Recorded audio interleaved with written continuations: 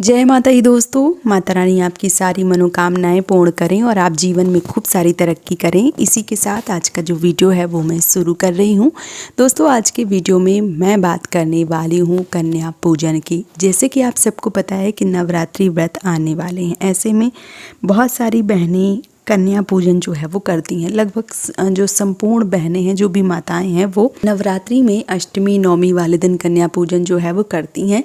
और अगर आप पहले दिन से मान लीजिए दूसरे तीसरे दिन किसी बीच में अगर कन्या पूजन करना चाहते हैं तो कर सकते हैं या नहीं कर सकते हैं, उसके लिए मैंने अलग से वीडियो बना रखी है। अगर आपने वो नहीं देखी है तो एक बार उस वीडियो को ज़रूर देखिए ताकि आपको समस्त जानकारी मिल सके।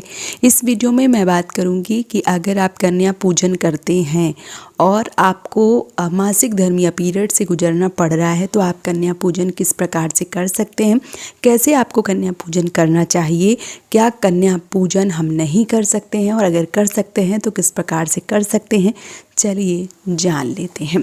सबसे पहली बात, जो पीरियड्स है या मासिक धर्म है उसके बारे में ही बात करूंगी। तो ये एकदम से प्राकृतिक है, नेचुरल है, इसमें बहुत ज़्यादा सोचने की आवश्यकता नहीं है। बहुत सारी बहनें हैं जो पीरियड्स नवरात्रि के दौरान पहले दिन या बीच में या लास्ट टाइम पीरियड्स या मासिक धर्म से गुजरती हैं। तो ऐसे में आपको बहुत ज़्यादा परेशान नहीं होना है। अगर आप कन्या पूजन करना चाहते हैं तो आप पहले दिन से लेके नौमी तक कन्या पूजन जो है वो किस दिन कर रहे हैं, कब आपका पीरियड्स जो है वो शुरू हो रहा है।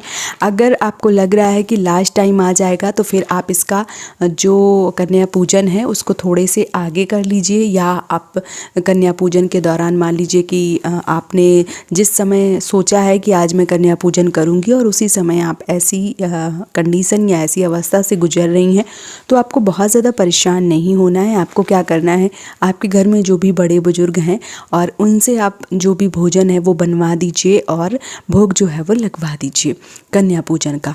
अगर आपके घर में कोई बड़े बुजुर्ग नहीं हैं और आप कन्या पूजन करवाना चाहती हैं तो आपके घर में बच्चे हैं या आपके घर में पति हैं या आपके घर में जो भी हैं, मान लीजिए जो बड़े हैं, समझदार हैं, कर सकते हैं। देखिए, अगर घर में बड़ी बेटियां हैं, बड़े बेटे हैं तो जो छोटी छोटी कन्याएं होती हैं, जो कंजक पूजन होता है, वो करवा सकते हैं।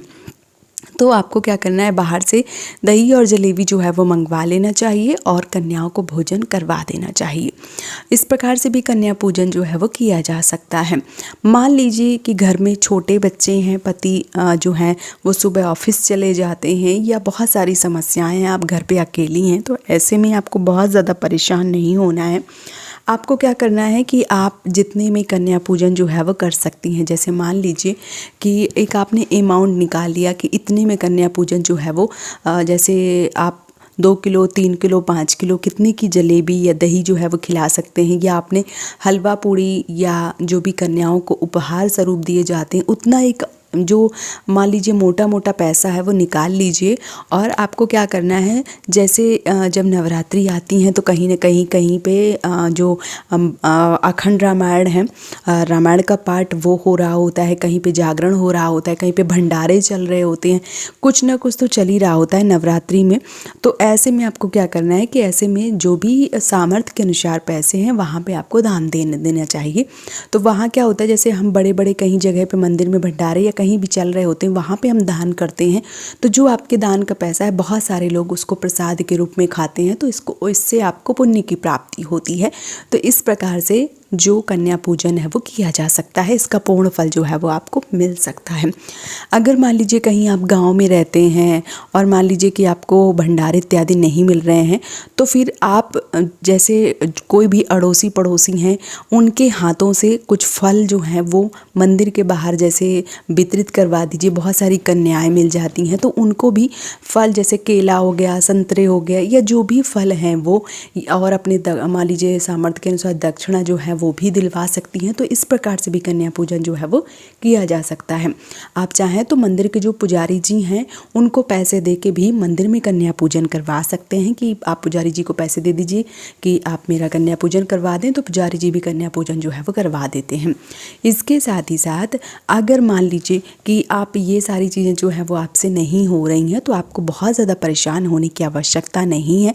आप चाहें तो जब आप साफ स्वच्छ हो सकती हैं तब भी आप पैसे जो है वो निकाल के दे सकती हैं। अगर आप ऐसा नहीं करना चाहती हैं तो फिर आपको इंतज़ार करना है। फिर जैसे अभी चैत्र की नवरात्रि आ रही हैं, तो इसमें अगर आप नहीं कर पा रहे हैं कन्या पूजन, तो फिर जब सर्दी नवरात्रि आएंगे तब आप कन्याओं को जो पूजन है, जो भोजन है, तब आप करवा सकती हैं। बहुत ज़्यादा देखिए, जब घर में ऐसी परिस्थिति होती है कि हम नहीं कर पाते हैं तो फिर आपको नहीं करना चाहिए। और बहुत ज़्यादा उसको सोचने की आवश्यकता नहीं होती है कि नहीं अगर हम नहीं करेंगे तो कहीं कुछ दिक्कत तो नहीं होगी। ये सारी चीज़ें दिमाग में जो है वो नहीं लाना चाहिए।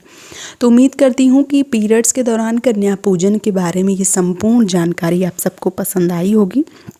अगर आपको वीडियो पसंद आया है तो आप मुझे सपोर्ट ज़रूर कीजिए, इस चैनल को सब्सक्राइब कीजिए, वीडियो को लाइक कीजिए और मुझे कमेंट बॉक्स में जय माता दी ज़रूर लिखिए।